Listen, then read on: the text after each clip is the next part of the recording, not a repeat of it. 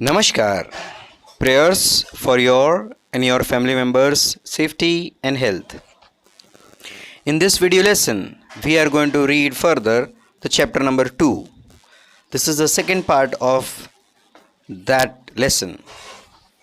In the first part, we came to know about the evolution of Shehnai and how Bismillah Khan, Ustad Bismillah Khan is associated to Shehnai, and because of this Shehnai he became world famous and he also received the Bharat Ratna. And because of Ustad Bismillah Khan, Shehnai was taken to the world. Let us do a little recap of this chapter. What did we learn in the first part? We learned that Aurangzeb, the Mughal Emperor Aurangzeb, did not like the sound of the pungi. It was very unpleasant, and because of that, the emperor banned playing pungi. Now, it was one of the barbers belonging to the family of musicians decided to change the tonal quality of the pungi, and therefore, after certain experiments, the pungi was made into a better instrument which had pleasant music quality, and that new instrument was played in front of the Shah or the Shahenshah. This improved pungi or this improved musical instrument had a better tonal quality. It was played very melodiously and the emperor was very impressed. Now a new name has to be thought of for this new musical instrument. What name should be given? So it was decided that the combination of two different words, Sheh from Shahenshah and Nai, that is barber, to be blended together and a new word to be made. So Shehnai got its name that way. Sheh from Shahenshah and Nai, that is barber, who played it. Shehnai is considered to be very auspicious. Playing Shehnai is compulsory in the northern Indian weddings and also in the temples. Ustad Bismillah Khan learned Shehnai from his maternal uncle and brought it to the world stage. We are told that Bismillah Khan was an ordinary boy of Dumrao, and then from Dumrao he went to Varanasi, that is Banaras, and there on the banks of river Ganga, which was a suitable atmosphere for him to play Shehnai, he would do riyaz, he would do practice playing Shehnai for hours together.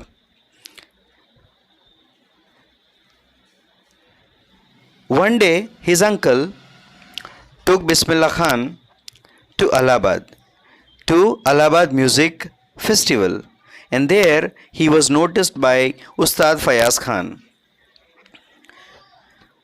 Ustad Bismillah Khan got a big break when All India Radio Lucknow station was opened. We have read till here. Now let us read further. 7. When India gained independence on 15th of August 1947, Bismillah Khan became the first Indian to greet the nation with his Shehnai. He poured his heart out into Rag Kafi from the Red Fort to an audience which included Pandit Jawaharlal Nehru, who later gave his famous Tryst with Destiny speech. Considering the occasion, that is India's Independence Day, and that too first Indian Independence Day, Bismillah Khan playing Shehnai from the Red Fort for the newly independent country. You can just imagine what kind of level Ustad Bismillah Khan had in 1947. And in the audience was Pandit Jawaharlal Nehru, the first Prime Minister of India. This shows us the level of Bismillah Khan. He played Rag Kafi from the Red Fort for the Indians. Part 8. Bismillah Khan has given many memorable performances both in India and abroad.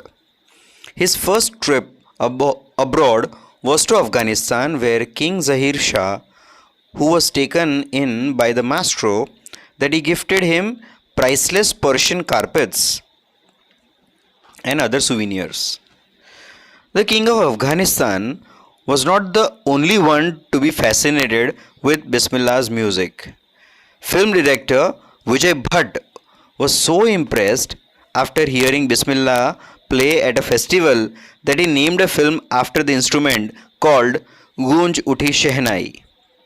The film was hit, and one of Bismillah Khan's compositions, Dil Ka Khilona Hai Toot Gaya. This song turned out to be a nationwide chartbuster.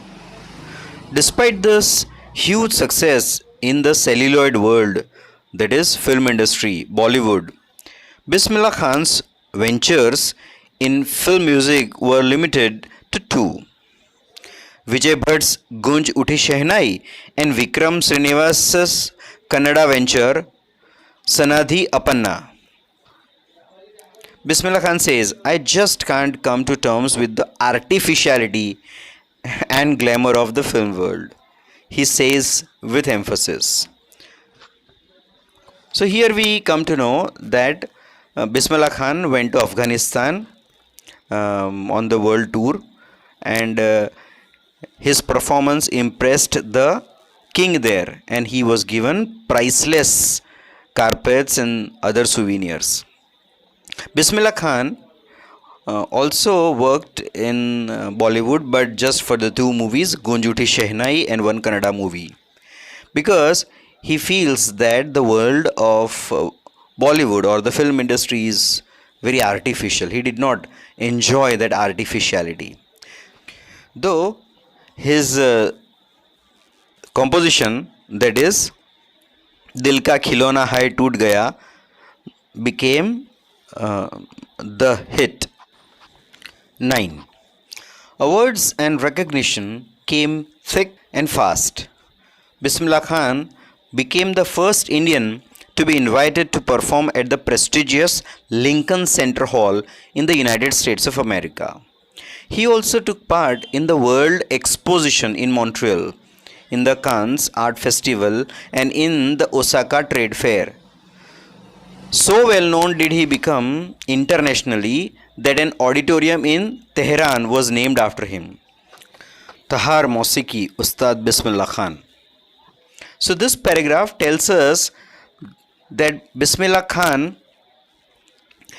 toured the world, different parts of the world, and everywhere he was very welcomed with the whole heart.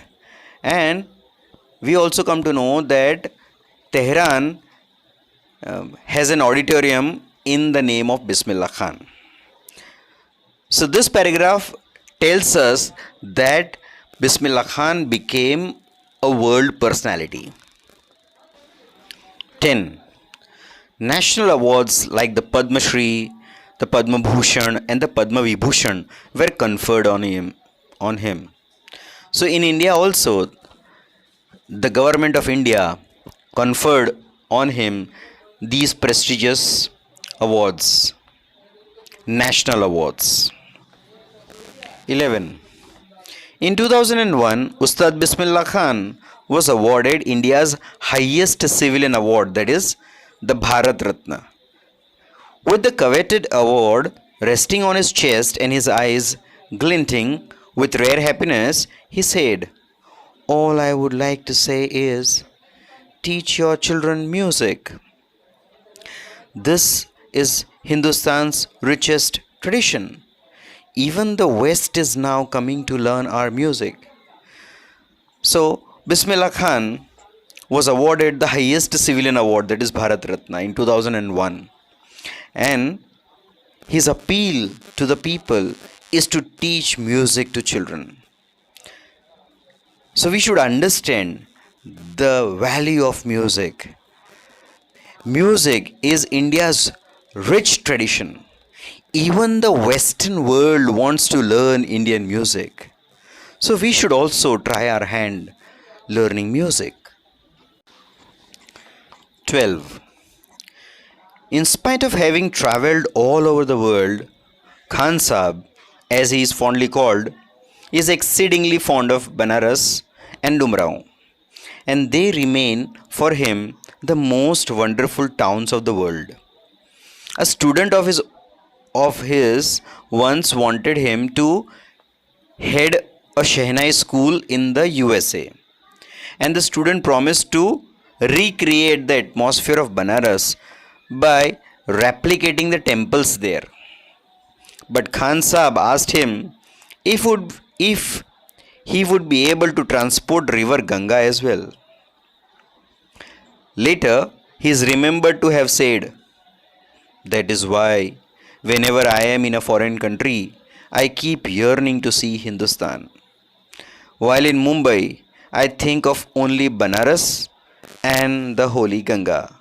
And while in Banaras, I miss the unique mutt of Dumrao." This part tells us that Khan Sahab loved India, and that too Banaras. Even though it was very easy for him to travel to different parts of the world, different countries, he missed India, he missed his Banaras. Once, one of his students wanted him to start a school in the USA, that is America. And he also promised, the student also promised that he would create the atmosphere of Banaras by making temples. But Khan Sahib asked if he would be able to transport river Ganga, which was impossible. Later, he told that because of the absence of river Ganga, he missed river Ganga. Even when he is in Mumbai, he thinks of Banaras and the holy river Ganga. He also missed the mutt of Dumrao. 13. Ustad Bismillah Khan's life is a perfect example of the rich cultural heritage of India, one that effortlessly accepts that a devout Muslim like him can very naturally play the Shehnai every morning at the Kashi Vishwanath temple. So Bismillah Khan, Ustad Bismillah Khan, is a perfect example of unity, that is the cultural heritage of India. Being a Muslim, he plays his Shehnai in the Kashi Vishwanath temple in Banaras. Ustad Bismillah Khan passed away on 21st of August 2006 at the age of 90 after a prolonged illness. He was given a state funeral, and the government of India declared one day of national mourning because of the loss of such a great personality. Let us also read what Bismillah Khan told to Shekhar Gupta in one of the interviews. This interview was taken for the Reader's Digest. Shekhar Gupta: when partition happened, didn't you and your family think of moving to Pakistan? The response of Bismillah Khan: God forbid! Me? Leave Banaras? Never! I went to Pakistan once. I crossed the border just to say I have been to Pakistan. I was there for about an hour. I said Namaskar to the Pakistanis and Salam Alaikum to the Indians. I had a good laugh. So this part tells us that he missed India greatly. He was one with this land. India was his motherland, and especially Banaras. That was all for this session. I want you to read the chapter once again and make a list of difficult words and find the meanings from the dictionary and write down the words and meanings in your English notebook. I also want you to go through the questions given at the end of the text. Also, try to find the answers to them. That was all for today. Meet you in the next session. Bye. God bless you. May peace be with you.